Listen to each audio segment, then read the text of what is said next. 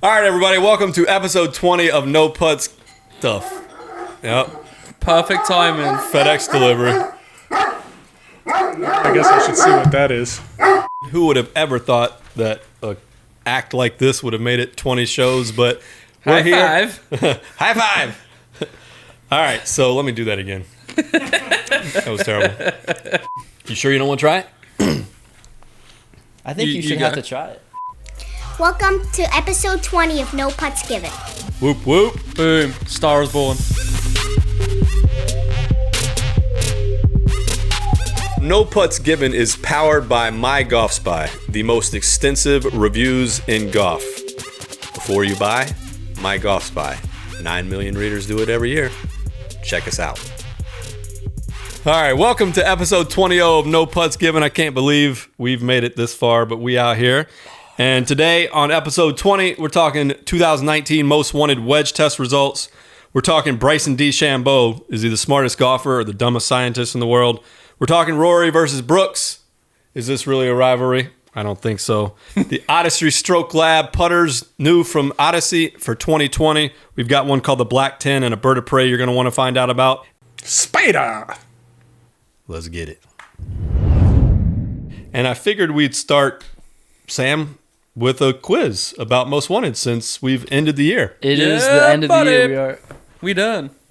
We hit quite a few shots this year in our Most Wanted testing. How many hours do you think it took us to complete all of Most Wanted testing for 2019? Tony, that's for you. It's a lot of hours. It's certainly more than a weekend. I don't know. Take a guess. I don't know, 1,200? We tested for 1,640 hours. It's not a ballpark. I was too far off. Pretty close. So by that, we mean there were 1,640 individual sessions in our 2019 testing. How many individual clubs do you think we tested? 11 tests. You think well, look at this. There's some cells burning. Matt, you got an emoji you can animate over top of his head. And trying to like just dust in there. You were there for every test. 162. 219. Oh, wow, shit. We had 30 mallet putters that we tested. 30 mallet putters. I forgot about putters. So 11 tests, not including the ball test. Adam, how many shots total? For the whole year? For the whole year. 97,432. You saw the tweet earlier. Rehearsed. That equates to 6,937,552 data points. You know what's funny though, man? Like we do all this testing and we just released obviously the 2019 Most Wanted Wedge Test Day. People just complain. I know, man. First comment, complaining. Wait, Come on, this? dude. Where's that? Do better. Well, what are you going to do? The MD5 Jaws and TaylorMade Mill Grind 2 Wedge are not in the test. I'm very sorry to upset apparently the entire golf industry. Let's give some context to this. Like Golf Digest does all their testing in 4 days. Ours takes 10 months. Some of these clubs aren't available. We wish they all were. The next question is, well, why don't you hold off until this club is available? We don't hold off until any single club is available. It takes us long enough. Yeah, 10 months is long enough, unless you want a wedge test to be done December 31st. Yeah, so we had one winner and 3 accolades. Our winner was the Honma TWW4 wedge. You're shaking your head like you didn't really see that coming. Well, I don't think anybody. I mean, we put it out there and asked people today, who do you think won? And literally no one got it right until I said basically all of y'all are wrong, which left only a couple wedges left. Right. It wasn't a dominating win like some other companies have had before. It was just one of those things where they were always near the top in every category that we test, which at the end of the day, when you put it all together, ends up being the best wedge in the test. They remind me of Puma and Cobra in one way or another, because Puma and Cobra, well, I can't get over him saying Puma. Puma. Yeah. Puma. All right, I'll say it. Puma. Puma. Stupid.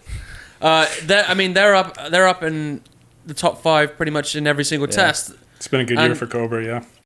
As Tony says, the Cobra is one to consider, right, Tony? You like that? One So to consider. that's a great pun right there. Proud of that. That's a good Thursday effort. All right. So go over the winners real quick. Once again, the overall winner was the Honma TW W4, best for spin, Cobra King Black 1 length. And with our wet wedge portion, we decided to determine a best wedge in wet conditions, and that was the Ping Glide 3.0 i2. Hydrophobic AF. Yeah, they got that cool hydro pearl finish. They said it was a thing, and then it worked, and we were like, okay, there you go, Ping, at it again. And then finally for best value was last year's TaylorMade milled grind.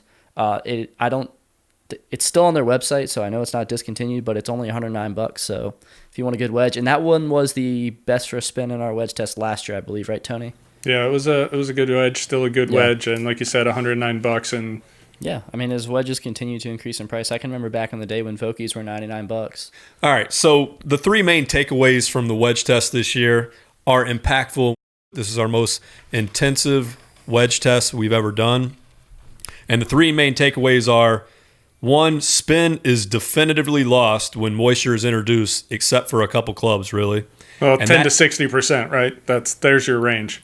Yep, 10 to 60% in loss of spin when moisture is introduced. Best was Ping.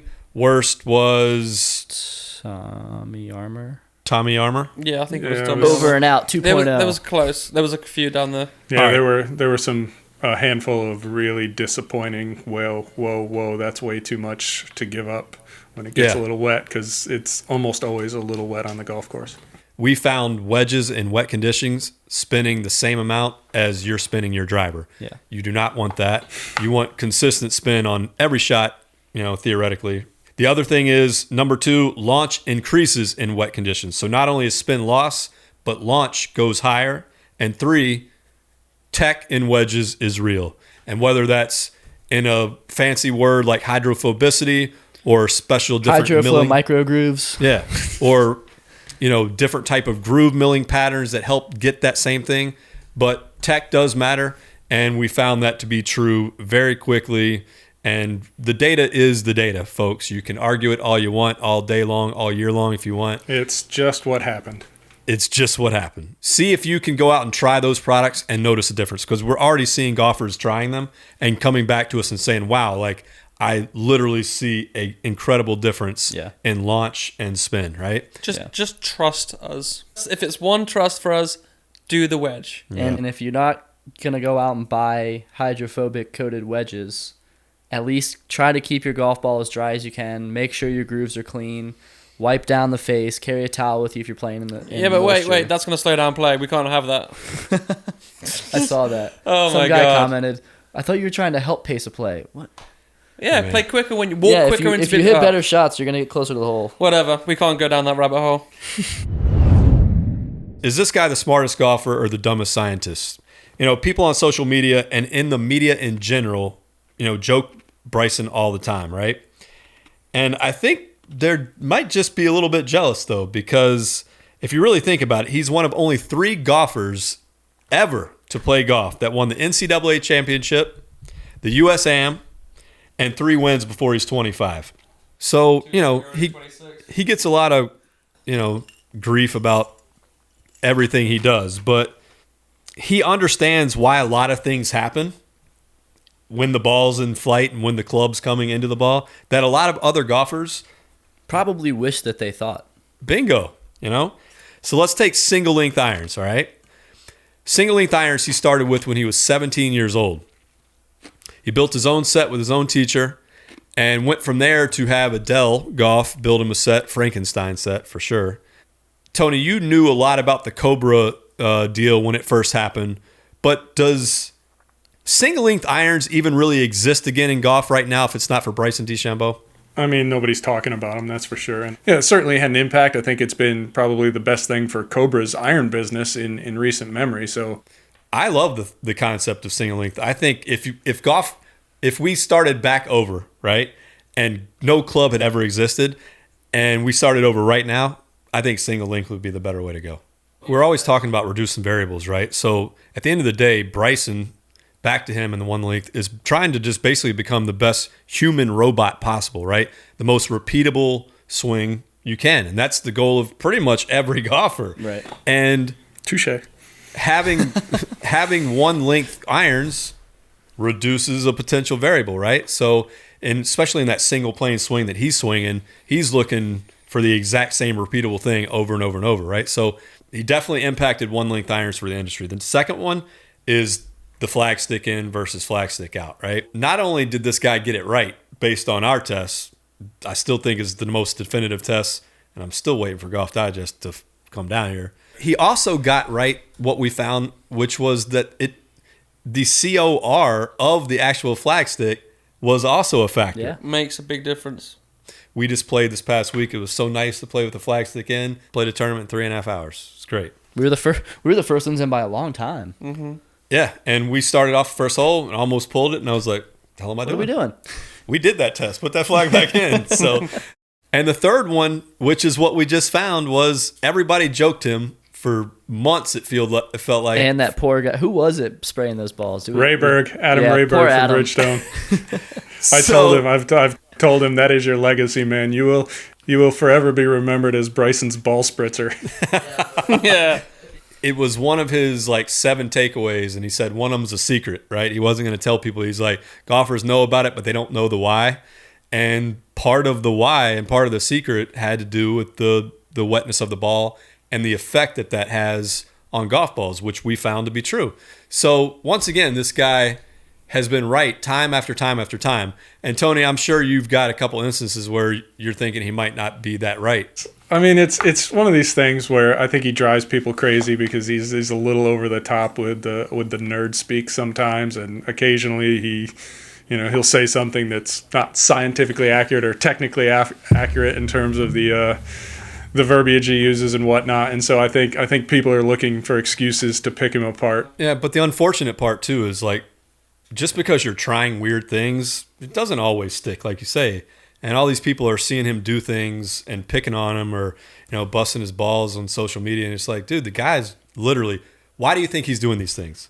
To be weird or to try to get better? I think Bryson's whole thing is if I know everything, right?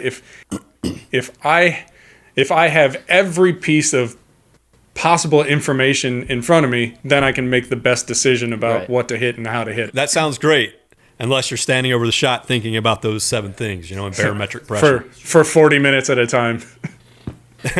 Right. So, Bryson himself is extremely unique in that he's able to obviously separate those two things. And I've read about him talking about how he gets into this blackout mode where nothing matters but the target and things like that. And he's able to take the analytic side of golf and kind of put it in the back of his mind for 5 hours and focus on hitting the golf ball. Well, to me, I'm saying he's the smartest golfer on tour.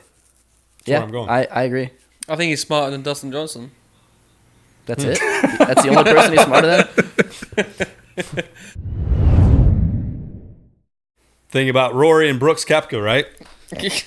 So basically, What are we talking about now? people are saying it's talking about this rivalry, and they're taking this quote, and every I love that quote. golf site is out there remashing it up in a million different ways. Making Brooks look like some big savage. Brooks is a big savage. He's awesome. He basically said, in a nutshell, don't quote me on this, but yeah, there is no rivalry between me and Rory because the dude hasn't even won in like the last 5 years, so there is no rivalry, right? Right. And what's wrong with saying that? He's not wrong. Look, Michigan still thinks they have a rivalry with Ohio State too, right? So Yeah. You didn't have to go there.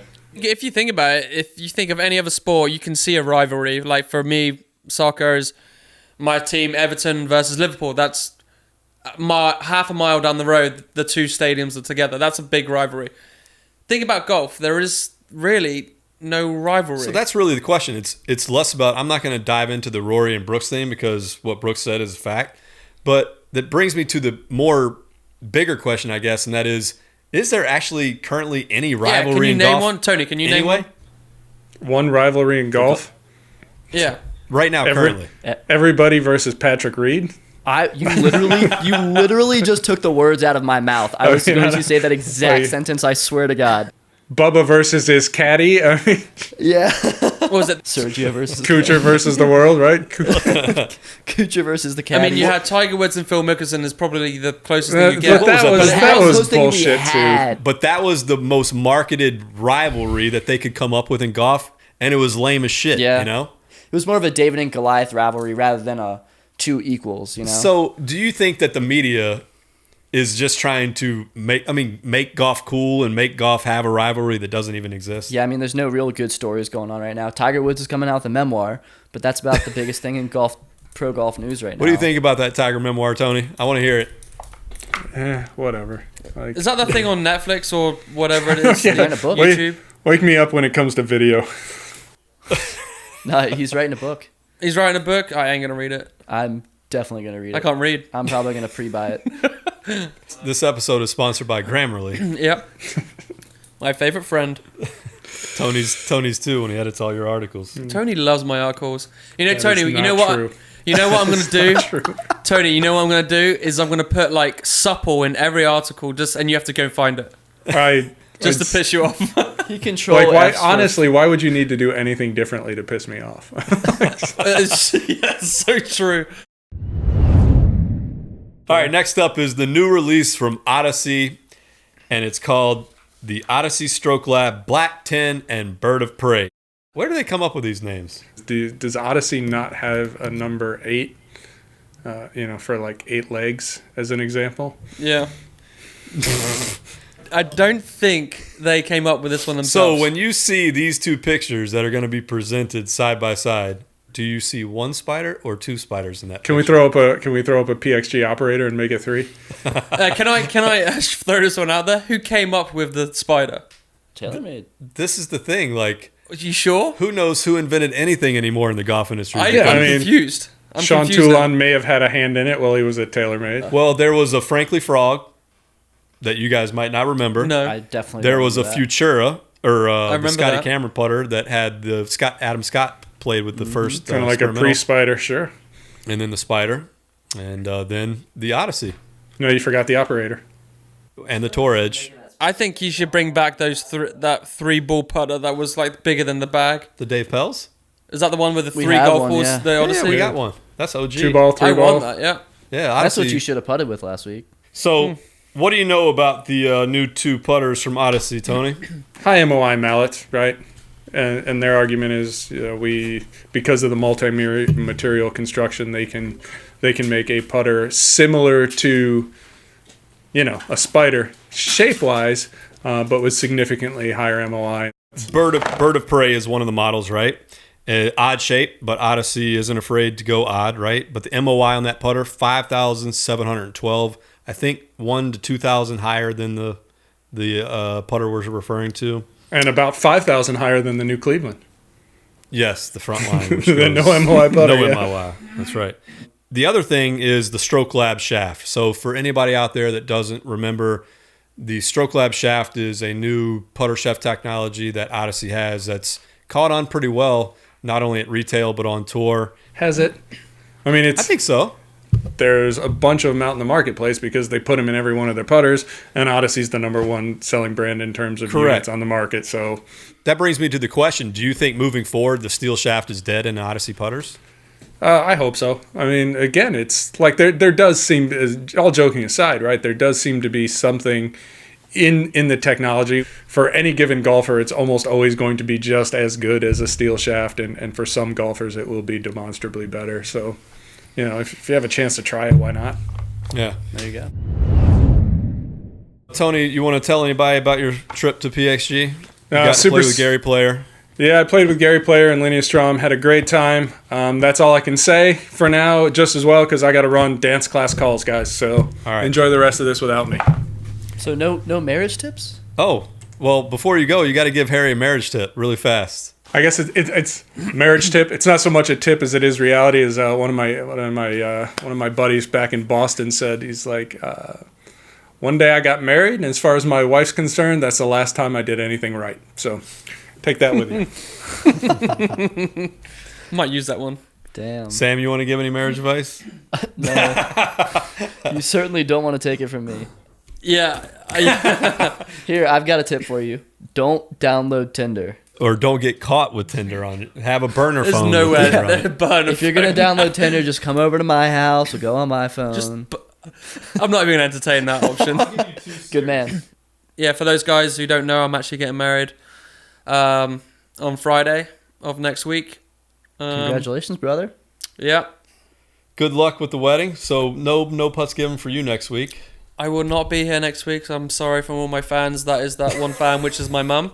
Does She's not gonna does be your here. mom watch No Putts Given? She does, yeah. She does. What'd she Yeah. think about it? So I got fat. She said you got fat. It's these chairs. You sit back. A little bit, and the camera adds Yeah, 10 the pounds. wide angle on the camera makes you. Yeah, really, but I've got like 5 cameras on me, and that's what I say, La. I said to my mum, I've got okay. 5 cameras on me. 5 times 15. Exactly. I put on 15 pounds. All right. Well, that's it for No Putts Given, episode 20. Peace out. Bye.